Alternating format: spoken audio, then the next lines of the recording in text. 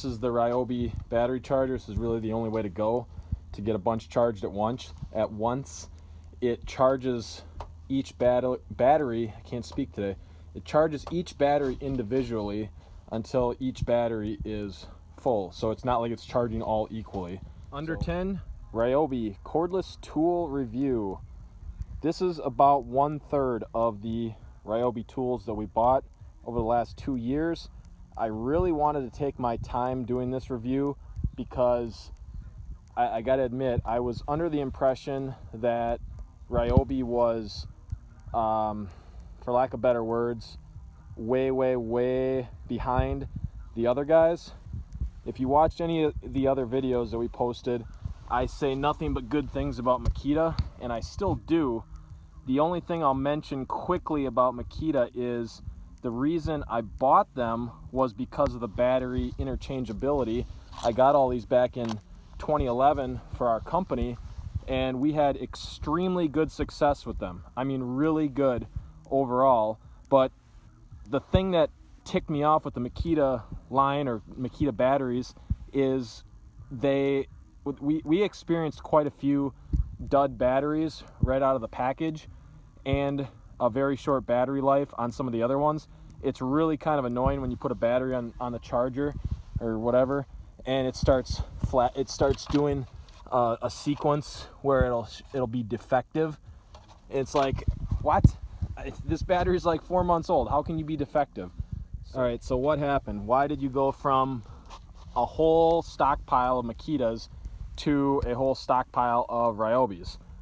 Well, we are a testing company, but we also make our bread and butter by doing construction work. And we spent a significant amount of money with Makita power tools, and they were great. We were making money with them. We have experience with them working on a specialty concrete job up in northern Wisconsin where it was an ambient temperature of about 20 degrees outside. They work great. We've got use with them where it's 100 degrees out and we're putting concrete forms in. They work great. Got no complaints until about $5,000 or $6,000 worth of our tools got stolen out of the truck on a job site. And so the way the insurance world works, they are only going to give you about 60% of what they think or what they say. Obviously, they're trying to recoup their losses. You know, insurance companies never turn a profit. They're only going to give you about 60 to maybe 75% of what you could go buy the tools for. And they took about 2 months to get us the insurance check to replace the stolen tools. So, I mean, I had these other tools here. I bought these in 2012 or 2013, whatever it was. And I'll talk about them in a second, but it's 2014. We need power tools. I go to Home Depot and I buy the 5-pack of Ryobis just thinking, what the hell? It's $269. It came with 5 tools. It came with like a drill and an impact and a cordless saw and I think a flashlight and the reciprocating saw. All those things for like $269. And when you figure that, when you consider you pay for a 20-volt DeWalt or 20-volt max DeWalt set where you get just a drill and impact for like $220, like you automatically just think, you know, you're buying a subpar tool. But that's why I'm here today doing this video about my experience with Ryobi and why I continue to buy more of these after my Makita's gotten stolen. I have not purchased any other brand since because, frankly, I'm impressed. Me and the guys are pretty rough on tools. And some of the stuff like this, where this one got burned in that other video from the plasma cutter, these things get dropped, they get full of concrete, they get left out in the rain. We're a little bit rough on our power tools, and I wouldn't mind going back to Makita, but at the price point as a contractor, you gotta put price point as probably 50% of why or how you buy your tools. You just can't ignore that math. That's a big gain for the contractor. And the line of Ryobi is just in the last 4 years has just exploded. They're just bringing out more and more things. Like this Job Max head fits on this base.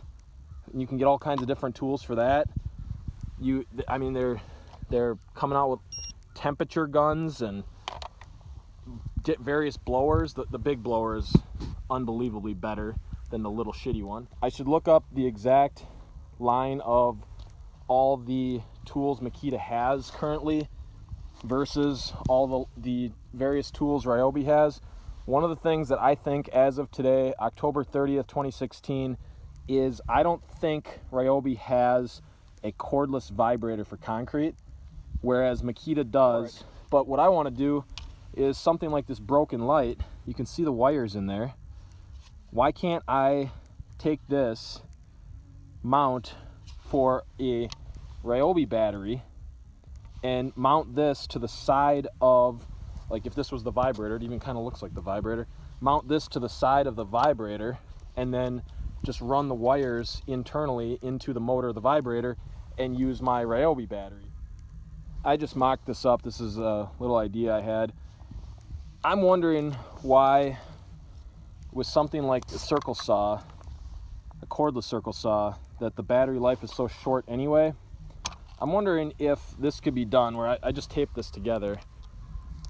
Couldn't you get some kind of power inverter or whatever inside the space of the battery, or like the bigger battery, whatever the power inverter, reducer, or whatever that's called is, so you could literally turn a cordless tool then into a corded tool with just a simple insert? There's got to be something that you could do for that, and then when this thing runs out of juice cordlessly, which is obviously an advantage, but then you could just plug yourself into whatever and get the job done. There's got to be some way of doing that. Somebody that's smarter than me should be able to figure that out. I will say that the two DeWalt tools, the only two DeWalt tools I own, have had kind of a cream puff life. They've been mostly used inside my house. I've never had anything bad to say about them. I've never had anything exceptionally, like, really good to say about them. I think they're just a good quality tool. I think you'd be very wise to get into DeWalt 20 volt maxes. I don't see any problem with them. The batteries they came with when Makita still had just its classic cube, the DeWalt had a cube, but years before anyone else did, they had the power indicator. And at first I thought that was kind of a joke, but honestly, when you're on the job site, it's actually kind of good. And the good thing I'm going to say about the Rigid line is had no battery malfunctions, no charger malfunctions, no tool malfunctions, and these things have had a extreme environmental living space. They actually live in our shed that is not temperature controlled. So for the last 3 or 4 seasons, they have sat outside in every bitter cold element southeastern Wisconsin can throw its way, and there's been absolutely nothing you can notice anyway, loss of power or charging, and the batteries have been fine. The only other thing I'm going to quickly say about Rigid and DeWalt, and I don't have any Milwaukees, there's really no reason behind that other than I just don't, is I believe, last time I read, Rigid, DeWalt, and Milwaukee brand tools are all one company. They do not interchange their batteries with each other, which sucks. If you saw the other Flexzilla hose video we made many years ago, those hoses are still kicking ass and impressing me every day. But Flexzilla, come on, iPhone 6, iPhone 6S, S stands for shit. Flexzilla is now making extension cords. They glow green, which is cool, and they are really flexy, so kind of in the same path as their hose. We will put them to the test in the cold weather. Breaking open the Makita battery, it's just a group of smaller batteries all put together in, I don't know if that's series or parallel, just by this like piece of, almost like a piece of foil.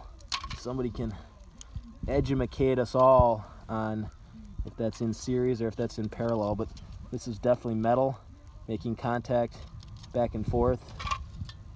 So I wonder if you could even rig this up with some kind of C-size battery